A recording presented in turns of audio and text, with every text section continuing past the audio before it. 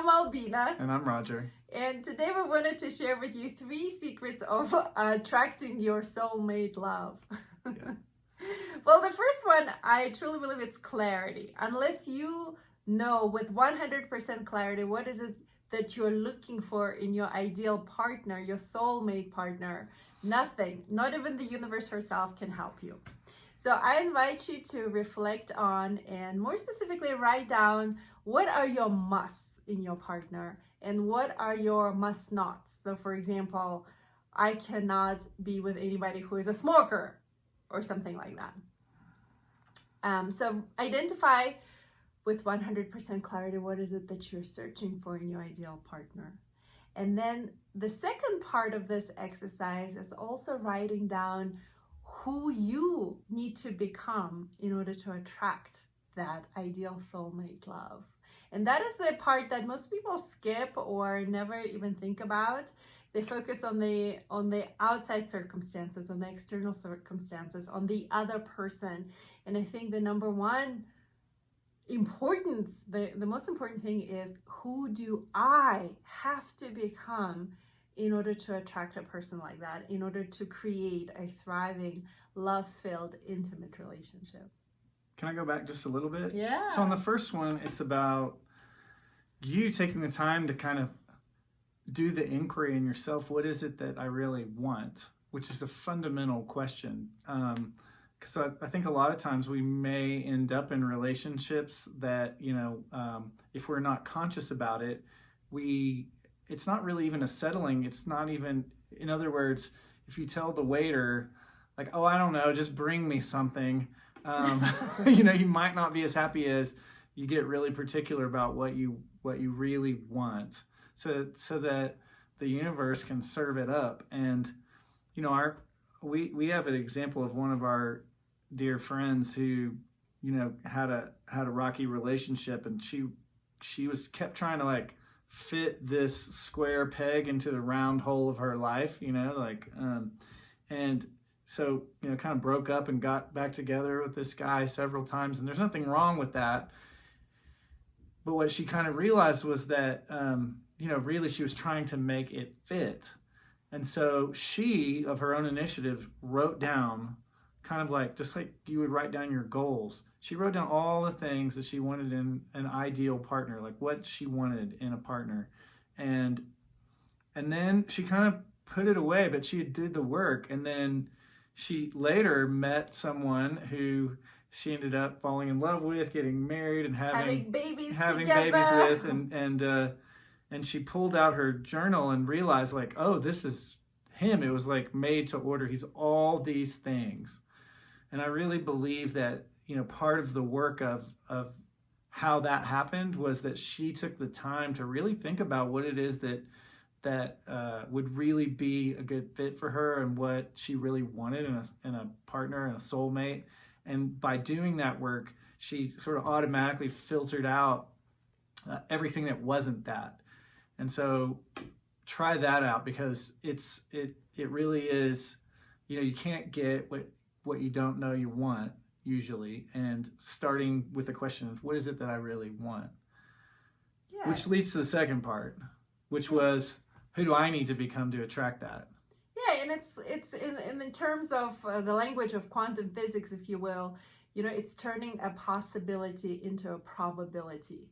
The more energy, the more thought, the more focus you give a certain possibility, the more you turn it into a probability.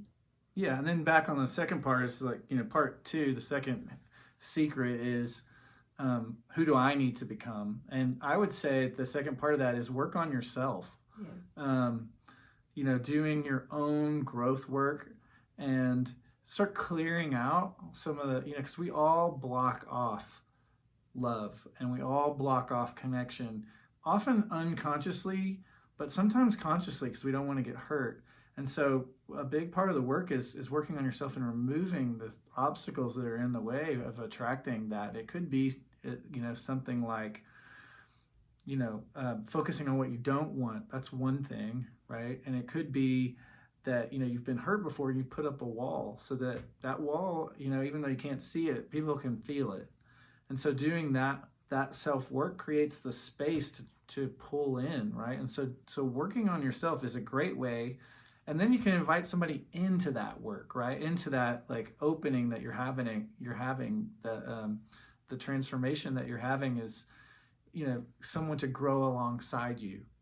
And that is like very attractive, right? People who are really working on themselves and that have like their own growth is the center of it, right? Of their being. So I would say do your own work. Yes, and then one last thing that I wanted to add is that energy is everything.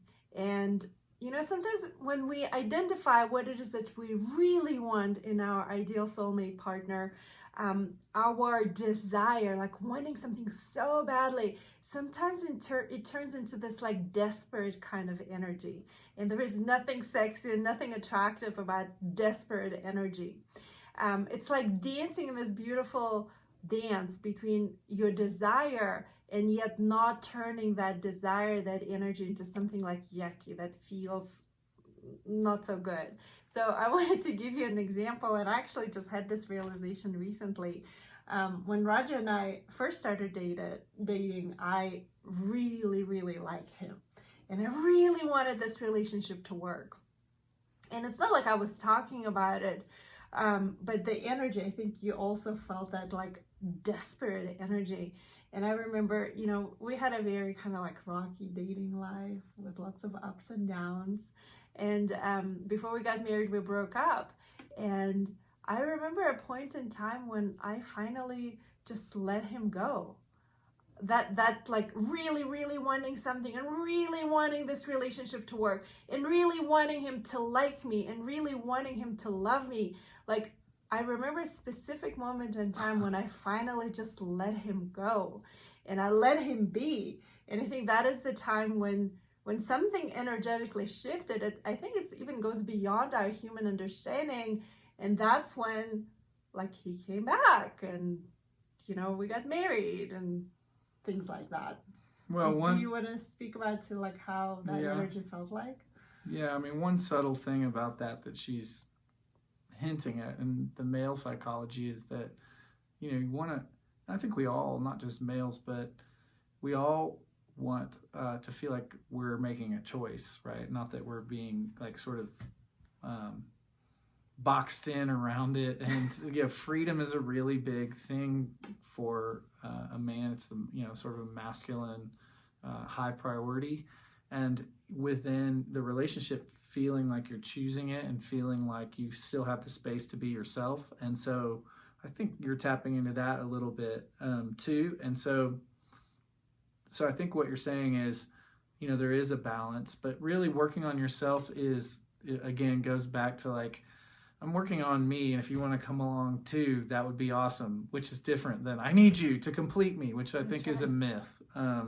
You're whole in and of yourself, and true soulmate complements you rather than completes you. And I think that's an important distinction. Like, we want to be complemented versus completed because we're already complete. And that doing that internal work helps with that, which brings me to our third secret, which is do the things that light you up and make you feel a spark, whatever that is. If it's art, do paint or write, or if it's exercise or something physical, that's great too. If you like to make floral arrangements or whatever it is that you're into, really take the time to romance yourself, because when people are doing things they love, there's a light that comes out of you when you're doing what you love, and that is very attractive, and it doesn't have to be something that is cool or whatever. It could just be anything that you're passionate about, so whether that's music or art or good food, all those things, and then share that with people, share that with your friends, share that with people, because you have to get out there too. So to share what it is that you love with people, invite people into that, go out in groups and stuff, because I know that when you're doing what you love, when we do what we love, we are very attractive because, you know, that passion translates into something, and that's attractive to be around. And it doesn't really matter so much what it is. We have different interests that we're excited about, but I get excited when she gets excited, and vice versa. You know, like she doesn't have to like indie rock and go see live music, but she knows that I love it, so she, you know, she knows like that's something that, you know, lights me up. So go do it, and then I'll tell her about it, and she'll tell me about what she's into. And yeah, there's some things that we're both into, but I'd say for the largest part, like that's a piece of it, but it's not the most important piece. The most important piece is that we're both doing what it is that we enjoy, and that we get to indulge in that, and that creates this light that makes us excited to be around each other, because we're bubbling up with energy, right? And so I'd say that's the third thing, is it's all related, and each piece is really important on its own. Yeah, I wanted to add one more thing. I actually thought about it. Looking back, I remember when we finally got married, I naively thought, I was like, ah, this is my happy ending. Like Roger took a while to, what's the word? Come around. Come around. It took me a while to, anyway. So once we get married, I remember thinking, this is my happy ending. Finally, I got what I wanted. And I say naively because I had no idea that it was just the beginning. You know, getting married was just the beginning. It's not the end. And that the beginning part of something even more, you know, in some ways challenging too, because once the kids come around, you know, and the finances get involved, and, you know, we started many businesses together, that was just the beginning. And the point that I'm trying to make is that growth on yourself, that personal growth, and the growth, you know, on the relationship, it never ends. It's constant and ever changing and ever evolving. And we invite you guys to always prioritize each other and prioritize yourself.